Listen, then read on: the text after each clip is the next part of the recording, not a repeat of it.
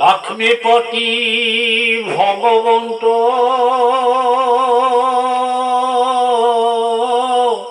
যাহাৰ প্ৰসন্ন ভৈলা তাহাৰ দুৰ্লভ কিছু নাই। নাৰায়ণ পৰ ভৈলে তথাপি কিঞ্চিতো আন নবাঞ্ছয় সেৱা সুখ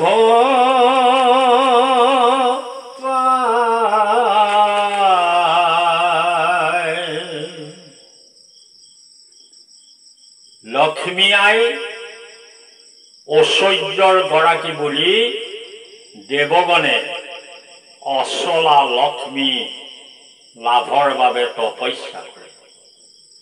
সংখ্যকে ঘোষাৰ ব্যাখ্যা দ্ৰষ্টব্যত পৰম ঐশ্বৰ্যশালী লক্ষ্মীপতি ভগৱন্ত যাৰ ওপৰত প্ৰসন্ন বা তুষ্ট হয় তেওঁৰ এই সংসাৰত আৰু একোই দুষ্প্ৰাপ্য নাথাকে।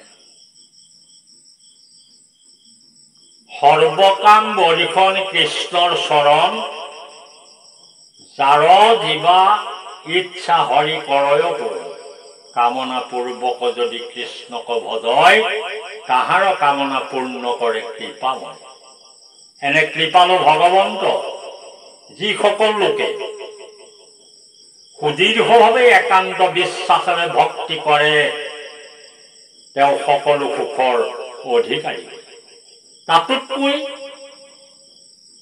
যিসকলে ঈশ্বৰৰ একান্ত দাসৰূপে ঈশ্বৰৰ এজন নিষ্কিম সেৱক মানি হৰিৰ সেৱাত ব্ৰতী হয় তেওঁ সকলোতকৈ শ্ৰেষ্ঠ পৰমানন্দ সুখ লাভ কৰে।